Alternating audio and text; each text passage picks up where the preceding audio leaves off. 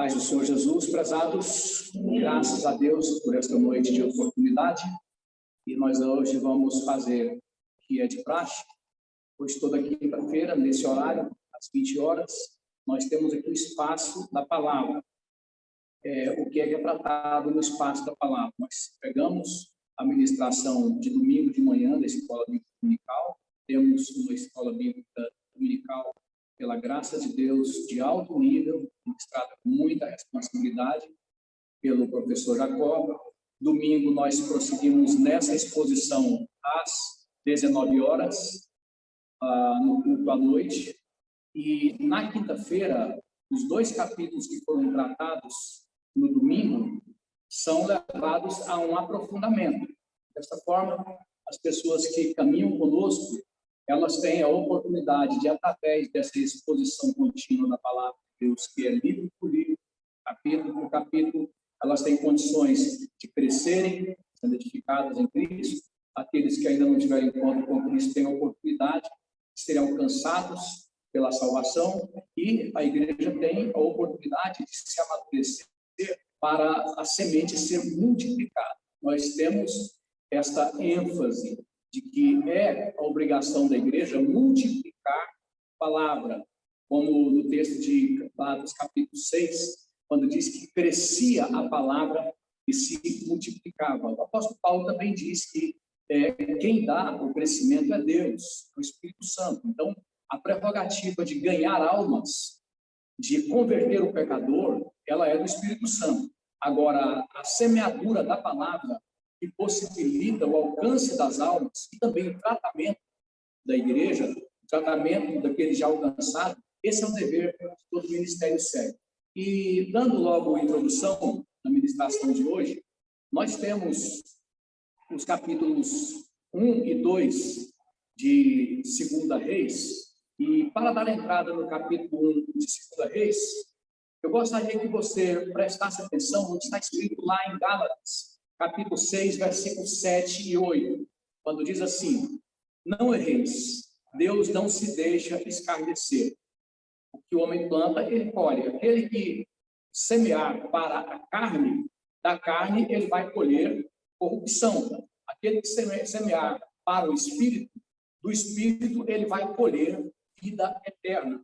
Esta passagem, ela serve para que possamos contextualizar o primeiro capítulo de 2 Reis, quando nos seus 18 versículos, você vê o tratamento de Deus com a desobediência ou com aqueles que ousaram zombar de Deus, zombar da sua palavra. Praticamente, o que nós temos nesses 2 capítulos é a forma como Deus age através do seu povo, vindicando a si mesmo, age também em meio ao seu povo, edificando o seu povo, age também em meio ao seu povo como instrumento dos seus juízos, e a forma como Deus age com relação aos inimigos da verdade, aos inimigos da palavra, aos inimigos da verdade. Isso tanto no capítulo 1 quanto no capítulo 2. Então, os irmãos que já estudaram conosco, nesses 18 versículos, eles têm ciência desse desenrolar, porque o texto começa dizendo: depois da morte de Acabe, revoltou-se Moabe contra Israel. E o sucessor de Acabe, que foi Acasias, seu filho, ele se assentou nas grades do quarto alto, em Samaria, e adoeceu. Então, ele envia mensageiros, e esses mensageiros, ele envia a consulta do deus pagão, Baal-zebub, deus Ecrom, para saber se ele sararia daquela enfermidade contraída por aquela queda, provavelmente, como disse o nosso professor, embriagado. Então, essa atitude dele em enviar mensageiros para Ecrom, para consultar Baal-zebub, para saber se ele vai ser curado ou não, essa atitude, ela é cheia de significado. Ela diz muito, porque, sobretudo, ela mostra que o trabalho que tinha sido começado por Acabe, no sentido de extinguir o nome do Senhor da terra de Israel, esse trabalho estava a plenos pulmões sendo continuado por Acasias. Esse era o projeto: extinguir o nome do Senhor. extinguir os projetos, os princípios eternos, extinguir a palavra eterna. Esse propósito que tinha sido iniciado por Acabe, por Jezabel, por outros reis rebeldes, os reis do norte, todos eles foram reis comprometidos exatamente com isso, extinguir o nome do Senhor, extinguir a sua palavra. Então, Acasias, ele é mais um que vai repercutir esse propósito, esse objetivo, é para extinguir a qualquer custo o nome do Senhor e a sua palavra. E para isso introduziram o culto a Baal. Os estudiosos colocam que foi o culto ao grande Baal, que era pior do que os outros conceitos de baalinos, né? Um termo plural para Baal, que é marido ou senhor. Então, era esse culto levado a termo por Acabe e por Jezabel, levando a adoração, vamos dizer assim, aperfeiçoada, ampliada pelos sidônios, as últimas consequências de uma prática que superaria a impiedade já conhecida na prática desse culto tão perverso que era o culto de Baal. E eis aí Acasias nesse projeto. Quando ele leva uma queda, então ele demonstra que esse é mesmo o seu objetivo. É muito cheio de significado, porque esta é a inclinação da humanidade sem Deus. Desde sempre, o propósito dos governantes, dos magistrados, dos sábios desse mundo, dos filósofos, dos mestres desse mundo, daqueles que fazem uma abordagem sobre o sentido da vida, o sentido da existência em termos gerais e o conceito a respeito do que seja Deus, do que seja criação, todos eles têm esse mesmo propósito, que é extinguir o próprio Deus verdadeiro e extinguir os princípios que ele deixou para a humanidade. Extinguir os princípios que, através da nação de Israel, ele passa para a humanidade como um marco civil de valores insubstituível, né? Então, o que temos aqui é mais do mesmo, de forma detalhada. O propósito de extinguir, de qualquer forma, o nome do Senhor e a sua palavra. Nós vivemos dias assim no nosso país, na nossa geração. Nós temos os pactos internacionais que pressionam as nações que ainda não aderiram às suas exigências, tais como a obrigação de reconhecer o casamento entre pessoas do mesmo sexo. Esta é uma das muitas exigências. E as nações, ou alguma nação que não queira se vergar perante a exigência desses pactos internacionais, ela sofre sanções. Lamentavelmente, o ano de 2011, mais ou menos na altura do mês de maio, foi o ano mais triste da história do Brasil, quando a nação brasileira se curvou perante esses pactos depravados internacionais que manifestam exatamente a rebelião contra Deus. E no ano de 2011, que é o caso mais trágico, o mais triste da nossa história, a nossa nação, ela admite através do Supremo Tribunal Federal já contradição de rasgar a Constituição e de violar os princípios eternos. Então, a nossa nação admite o casamento, a união estável de pessoas do mesmo sexo. É só para colocar para você que nós temos algo recorrente. Aqui, nesse contexto, que data de milhares de anos atrás, nós temos algo que é recorrente desta humanidade sempre rebelada, sempre levantina contra Deus. Só que nós temos que entender exatamente o que foi dito logo na introdução. Deus não deixa barato. Deus não se deixa escarnecer. Quando Acasias manda os seus mensageiros para consultar Baal-zebub, Deus lá daquela região que era Deus de Ekron.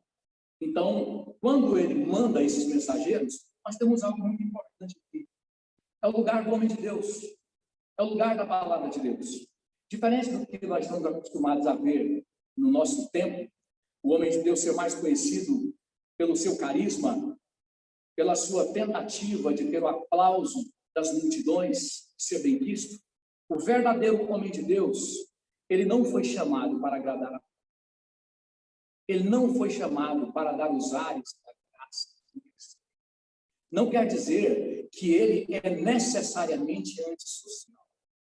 Não quer dizer que ele é necessariamente antipático. Muitas vezes é antissocial. Muitas vezes é sem carisma, por força e por expressão do ofício. Mas não necessariamente. Mas ocorre que a verdade, muitas vezes, não tem como ser dita tocando flauta, fazendo serenata. A verdade que confronta, a verdade que mostra o pecado, muitas vezes, ela precisa ser dita a plenos pulmões e de uma forma que as pessoas tê-la-ão como agressiva. E é o que acontece aqui. Enquanto há aquele comprometimento de nações em destruir a palavra de Deus, sai do meio da parte rural, meio da floresta, do cerrado, um homem que, olhando para ele, ninguém dava nada. Um homem vestido de pele de animais, barbudo, um olhar severo, com uma abordagem bastante precisa, e faz parar aquela comitiva de impiedade. Como se dissesse: vocês estão indo para onde? Eles já sabem. Estamos indo consultar a Baal-zebub em Ekron, para saber se o nosso rei vai sarar ou não. Pode voltar. Volta daqui. É porque não tem Deus em Israel, né? É porque vocês decidiram extinguir o nome do Senhor. Seus princípios, seus valores, sua lei, seus estatutos, seus decretos, seu conjunto de valores dado para a humanidade, vocês decidiram extinguir, e é por isso que vocês vão buscar outros valores, né? Pode voltar, porque quem faz isso vai morrer. Aqui eu estou parafraseando. Quem faz isso assina a sentença de morte. Pela história, irmãos, reis caíram, nações caíram, papas caíram, lideranças de quaisquer religiões que se levantaram contra Deus caíram, e caíram de forma trágica. E vão continuar caindo. Essa palavra que vai ao encontro de Acasias e de seus mensageiros, ela é atualíssima. Eu quero aplicar esta palavra no compromisso que nós temos com a Igreja do Senhor. Ei, Suas Excelências do Supremo Tribunal Federal, é porque vocês estão determinados em extinguir a palavra de Deus, que os senhores estão levando a termo todas as impiedades que vocês estão praticando, aos olhos de nossas crianças, jovens e velhos, aos olhos de toda essa nação. É por isso. Então, saibam que tem da parte de Deus uma sentença de morte contra vossas excelências. Saiba da mesma forma, senhores deputados, senadores, a mídia comprometida em destruir a palavra de Deus, os apresentadores, humoristas, tantos quantos estejam comprometidos com a destruição da palavra de Deus. Saibam que da parte de Deus há uma sentença de morte para os senhores, se os senhores não se arrependerem. Esta palavra, ela nunca mudou, ela nunca mudará. Todos aqueles que ao longo da história enfrentaram esta palavra encontraram a morte como resposta. A morte tanto que na vida passageira, quanto na eternidade, que a separação eterna de Deus e o seu merecido lugar no tormento. Esta é a verdade. Portanto, se arrependam. Se os senhores não quiserem ter o mesmo fim que muitos tiveram ao longo da história. Então, o homem de Deus, ele entra na frente. Ele não foi chamado para estar dentro de um prédio. A mensagem bíblica não é uma mensagem trancafiada entre quatro paredes. É uma mensagem nação afora, humanidade afora. É o que temos aqui. Aquele homem de Deus entra na frente. A igreja faz isso. A igreja é verdadeiramente o arauto de Deus que nunca se cala e nunca vai se calar diante daqueles que estão determinados em destruir ao Senhor e a sua palavra. E em fazer com que a sua geração se torne uma geração discipulada pelo engano, pela perversidade, pela impiedade. Todo homem de Deus, independente da função que ele exerce no seu ministério, seja ele pastor, seja ele evangelista, seja ele presbítero, seja ele alguém que não tem nem algum cargo no seu ministério, ele tem consciência de que ele é a voz da igreja contra a impiedade do seu tempo, contra a perversidade. A pessoa que convive no contexto cristão, é membro de um determinado ministério e não tem essa consciência, eu não vou dizer que tem alguma coisa errada, não. Tem muita coisa errada na vida. Para não dizer que está tudo errado na vida dele. Porque esta é uma consciência própria de todos os homens de Deus. Você vê que a história ela foi escrita pelo sangue de profetas e apóstolos que não se fizeram de meias palavras quanto ao compromisso de ser esta voz. E a igreja, ela continua e continuará, independente das consequências, independente do fato se vão nos prender, vão nos processar, vão nos matar. Isso aí para nós são detalhes. Nós temos consciência da nossa missão. Então, o capítulo 1, ele mostra isso de forma muito clara. E depois que você tem o fato de que essa sentença é lavrada, você tem a reação. O rei Acasias, ele manda 3 capitães para trazerem Elias, o tisbita, preso. Vai o primeiro capitão, e nesse cenário de determinação de destruir a palavra de Deus, você tem o pouco caso, a zombaria, o escárnio, porque aqueles capitães, quando eles chegavam com suas forças ali, a abordagem, né, não era uma abordagem de respeito, uma abordagem jocosa. Desce, homem de Deus, o rei te manda descer. Ou seja, você é homem de Deus, mas agora você está preso. Cadê sua fé? Cadê sua autoridade? Cadê o seu Deus? Esse é o contexto. É um contexto de escárnio, é um contexto de desfeita, é um contexto de oposição, é um contexto de menosprezo à palavra de Deus. Desce, homem de Deus, porque o rei te manda. Ou seja, Deus manda mais do que o rei. Cuidado, viu, senhores que vestem toga. Cuidado, viu, senhores do colarinho branco, das casas legislativas, senhores da mídia. Alguém mais do que Deus sempre encontra esse fim. Então, desce, porque o rei manda. E Elias, respondendo àquele contexto de afronta, de escárnio, de desprezo, diz: bom, então, se eu sou homem de Deus, ou para que vocês saibam que Deus realmente é Deus, então que desça fogo do céu e mate e consuma a você e aos seus homens. E aquilo se cumpriu. Depois, Acasias manda outro rei, outro capitão, não se fazendo escolar, não aprendendo a lição, sendo indiferente para a situação, ao invés de se humilhar. E aquele próximo capitão repete a mesma ladainha. Interessante, né? Eu me lembro aqui de uma frase que eu gosto muito de usar. Eu não sei quem foi o autor dela, mas ela nos ensina muito quando diz o seguinte, que a história, ela nos dá 2 opções. Você vai fazer dela o seu pedagogo ou o seu carrasco.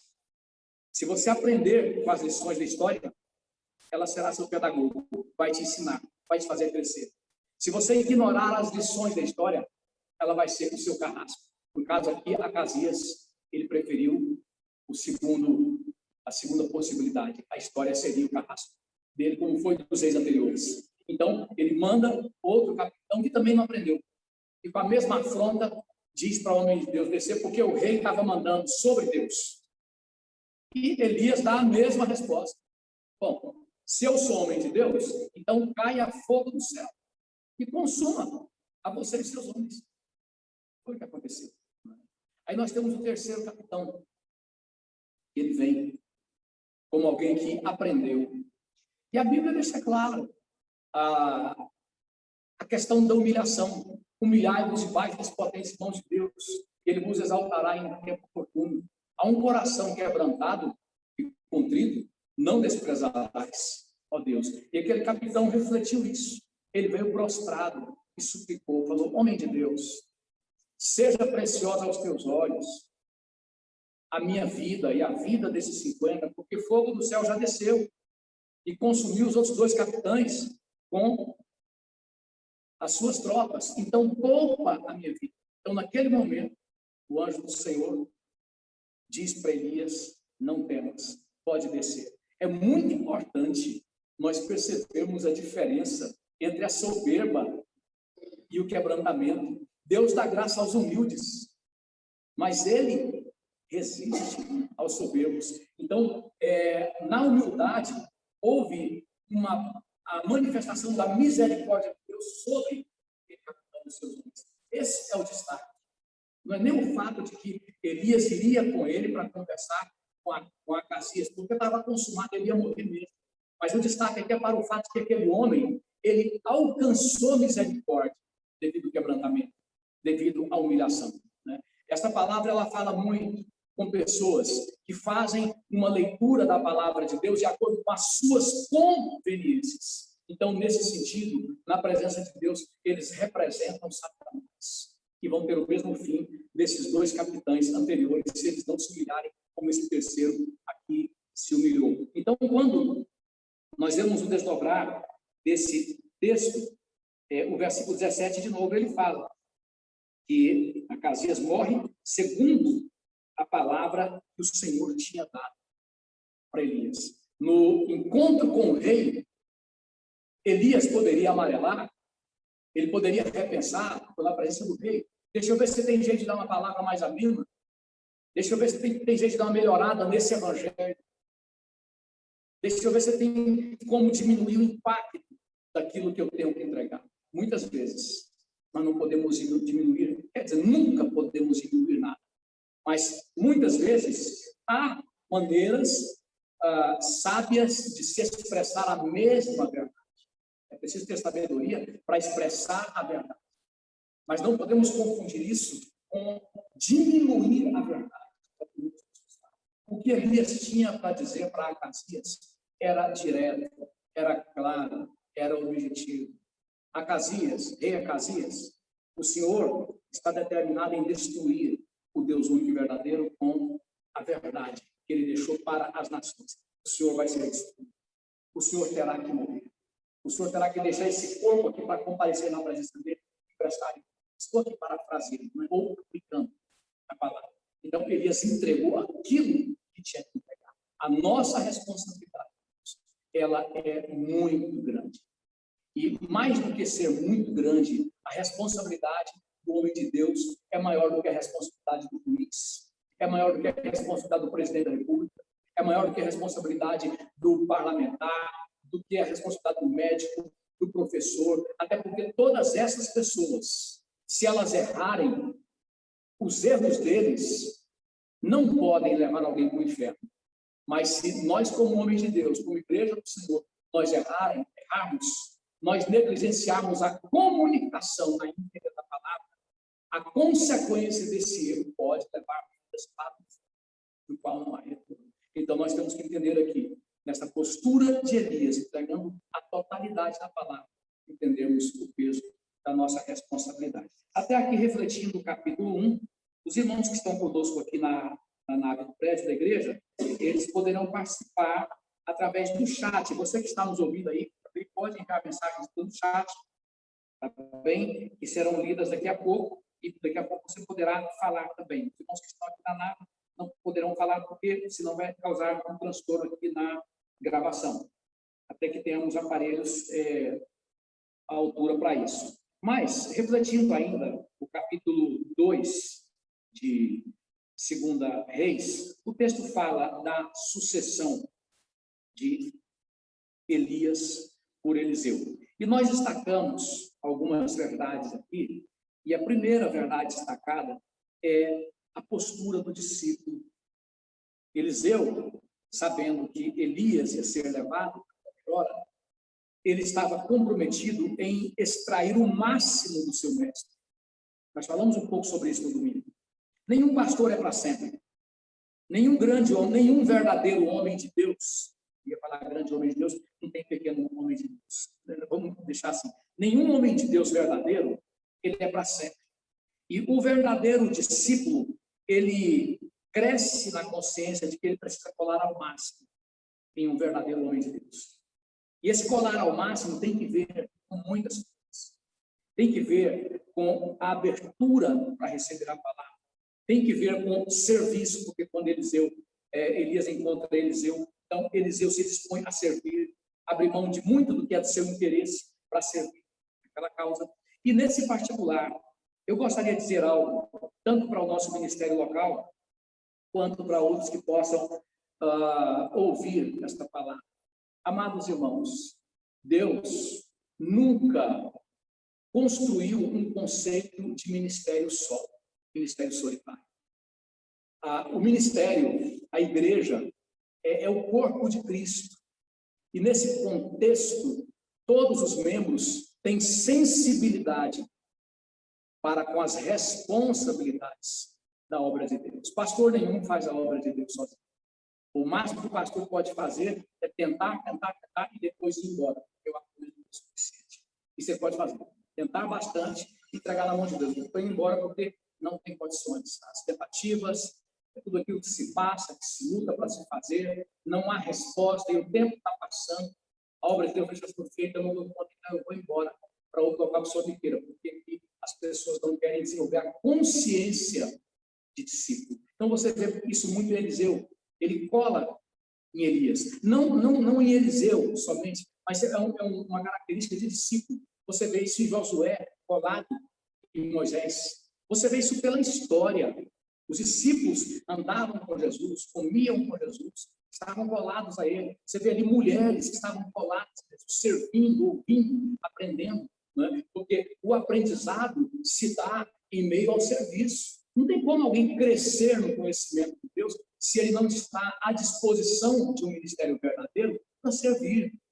Se quase tudo que se tenta para trazê-lo ao trabalho, ele nunca pode, ele não vai crescer. Ele vai ser alguém eternamente emperrado, alguém eternamente pigmeu no reino de Deus. Esse não é o propósito de Deus. Então você vê em Eliseu esta característica própria do discípulo, dizendo para Elias, não te deixarei. Elias disse para ele, fica aqui, porque o Senhor me mandou ao Jordão.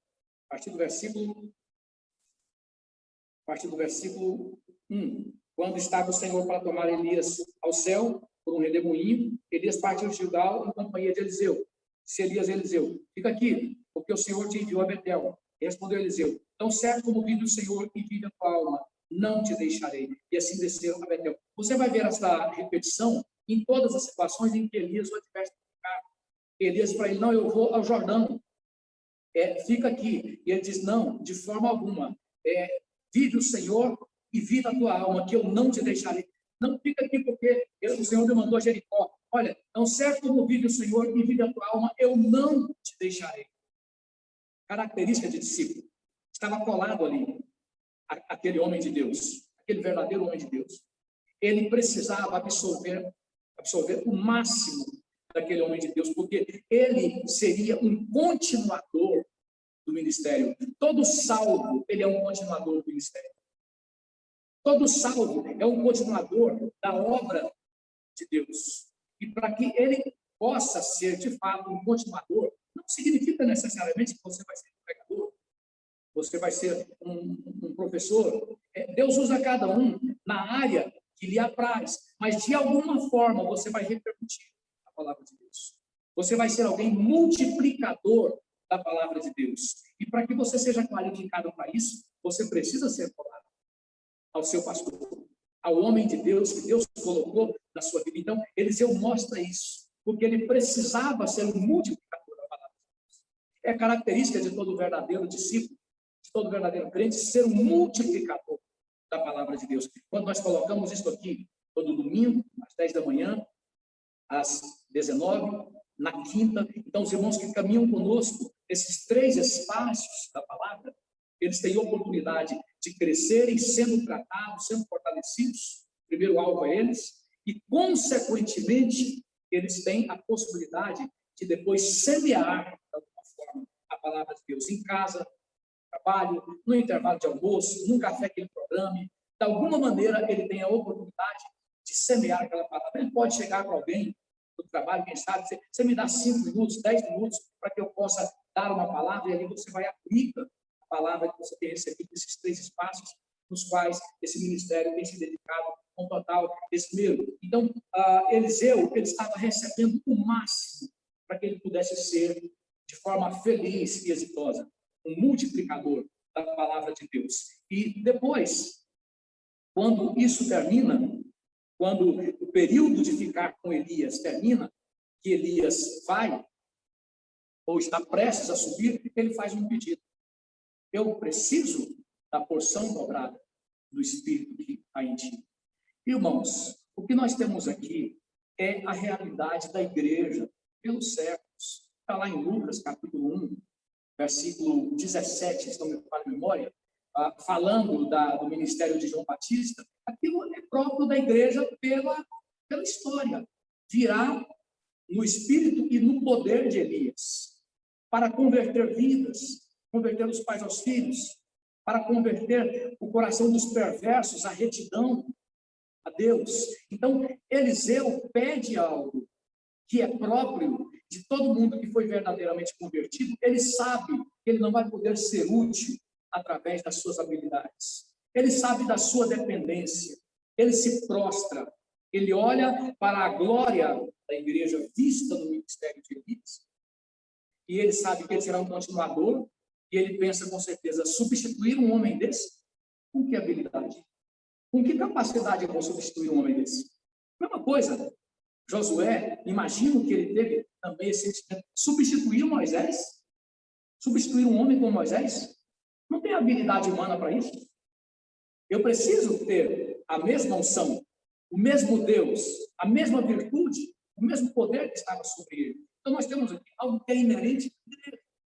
Eu preciso da porção dobrada do Espírito que há em ti. Esse termo porção dobrada é interessante porque ele se refere também a uma prática do Antigo Testamento, porque o filho mais velho, o primogênito, ele recebia uma condição de víveres e de bens a mais do que os outros filhos, para que ele pudesse exercer a sua responsabilidade de protetor, de servidor daquela família, de alguém condutor daquela família. Isso era o próprio filho mais velho. Então, Eliseu faz uso desta prática, dessa figura do Antigo Testamento, para entender o tamanho da responsabilidade dele como alguém que existiria para servir, como alguém que existiria para o trabalho, como alguém que não existiria para o seu bel prazer. Eu preciso da porção dobrada do Espírito que é em ti. E aí ele vai aprender outra coisa que ele deixa para nós como legado. Elias responde para ele: o que você me pediu é muito difícil. É muito difícil por vários motivos, né? É muito difícil porque tem que ver com renúncia, tem que ver com abnegação, tem que ver com entrega. Não é para homens naturais. Nunca os sábios desse mundo conseguirão pregar o evangelho verdadeiro. Nunca. Os poliglotas, os doutores, os magistrados, os políticos, nunca, por mais cultura, sabedoria que eles tenham, eles jamais terão condições de fazer aquilo que a igreja pode fazer pelo poder do Espírito. Jamais poderão fazer isso. A nossa missão é a mais gloriosa de todas. A nossa missão é a mais honrosa de todas. É a missão da pregação do Evangelho do Senhor Jesus Cristo. Então, o que é pedido só pode vir da parte de Deus. E Elias diz para ele: se você me ver, quando eu for tomado de ti, isso será dado. Se você não me ver, não será dado. Irmão, nós temos aqui a necessidade ter os nossos olhos fixos em todo o tempo na palavra de Deus. Em todo o tempo no verdadeiro discipulado. Em todo o tempo na verdadeira exposição da palavra de Deus. Deus não vai usar pessoas que têm os olhares voltados para a sabedoria desse mundo em prejuízo da palavra de Deus.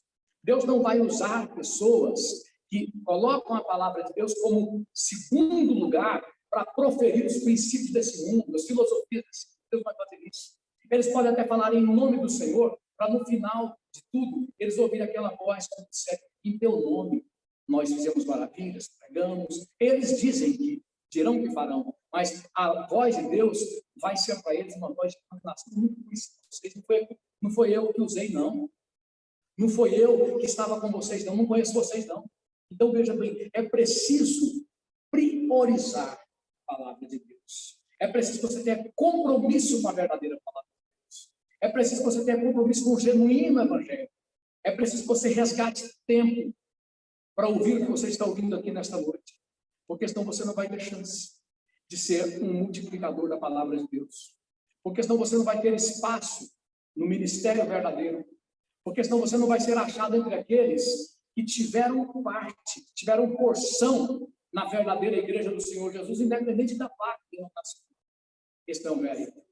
Mas o fato é que todos aqueles que tiveram, que têm e que terão parte na verdadeira igreja do Senhor Jesus são caracterizados pelo foco, pelo compromisso prioritário dado à palavra de Deus, pelo sacrifício que eles fazem para priorizar esta palavra que os trata, e os faz crescer e os torna habilitados para o propósito que Deus tem em suas vidas. E por último, ainda falando da igreja, do papel da igreja, que nos 2 capítulos está sendo usada por Deus para a execução dos seus juízos.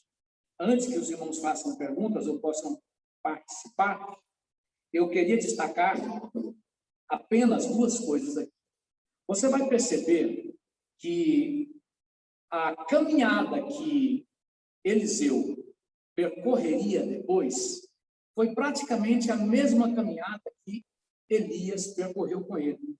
Elias vem com ele de Gilgal, depois vai com ele para o Jordão, depois vai com ele para Jericó, e por último vai com ele para passa por Betel, né?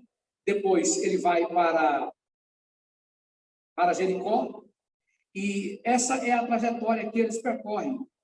Quando você entra no capítulo 2, no ministério já em exercício de Eliseu, você percebe esta mesma trajetória. O único local que está aqui, que não foi percorrido pelos 2, é o Carmelo e Samaria. Mas mesmo esses 2 locais são locais percorridos por Elias. Você se lembra que foi no Monte Carmelo que Elias ali exerceu como homem de Deus, como representante do povo de Deus, como representante da igreja do Senhor, ali ele exerceu os juízos de Deus sobre os 800 profetas, que eram os profetas de Baal e de Acera, no Monte Carmelo. A Samaria também, Elias, ele vai para Samaria, passa pelo meio de Samaria para confrontar a carne. Então, o que essa palavra nos ensina é que o caminho do discípulo é o caminho do mestre. Lá na frente você vai perceber a estrada de Paulo indo para Jerusalém no final. A partir de Jerusalém, ele seria mandado para Roma e cedo ou tarde ele haveria de encontrar a sua morte a partir daquilo que se formou em Jerusalém. Em Jerusalém se formou o conselho para matar Jesus. Em Jerusalém se formou o conselho para matar Paulo. E Jesus, lá em Mateus 23, diz que o sangue dos profetas e dos apóstolos cairia sobre Jerusalém. Mas aqui não há uma palavra antissemitica, longe de nós. Nós amamos Israel, porque Jesus veio dos judeus. O que pretendemos colocar com isso aqui é o fato de que o caminho do mestre é o caminho do discípulo, com todos os seus ônus, com todo o seu sacrifício, com todos os seus espinhos, com todas as suas flores também, com ônus e bônus. Mas o caminho do discípulo é o caminho do mestre. Jesus falou disso. Não é o discípulo maior do que o seu mestre. Se a vocês caluniaram, se a vocês agrediram, se a vocês prenderam, fizeram mal, é porque o seu mestre também fizeram.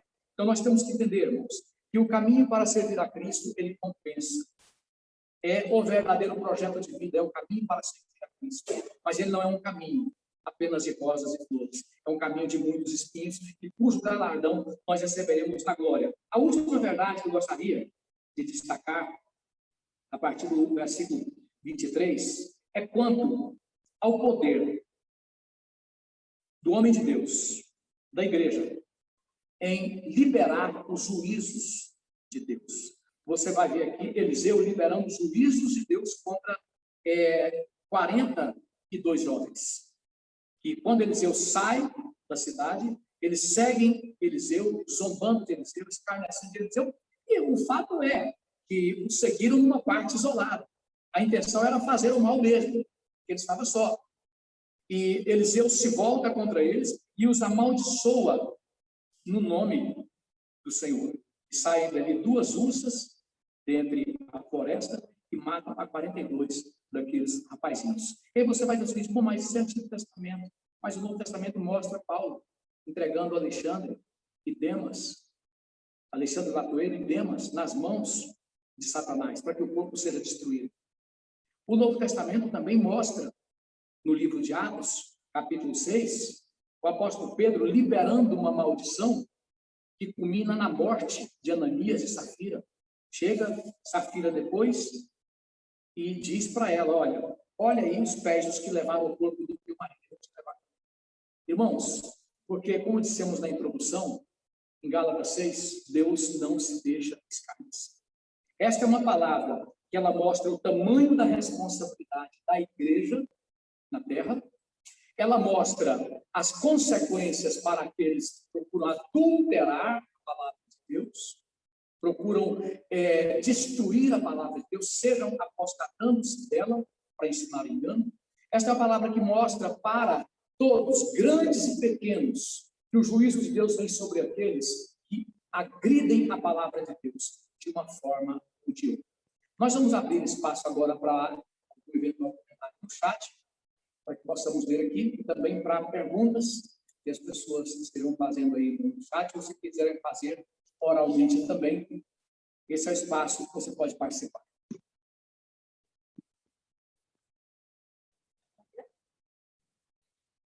A Bíblia diz que de Deus não se zomba. Tudo que o homem plantar, ele colherá. Acasias colheu em sua própria carne e desobediência, colheu a morte. Eliseu sucedeu a Elias. Antes disso, com humildade, pediu uma porção dobrada do Espírito que estava em Elias. Eliseu buscava uma herança espiritual porque sabia da enorme tarefa que estava diante de si. São só esses? Muito bem. Nós estamos já na parte final da nossa ministração. Esperamos que esta palavra ela possa servir de edificação, de crescimento para a sua vida espiritual. Te convidamos a continuar conosco no nosso compromisso de sempre de expor a palavra de Deus. Domingo que vem, às 10 da manhã, estaremos de novo na Escola Bíblica Local. E domingo, às 19 horas,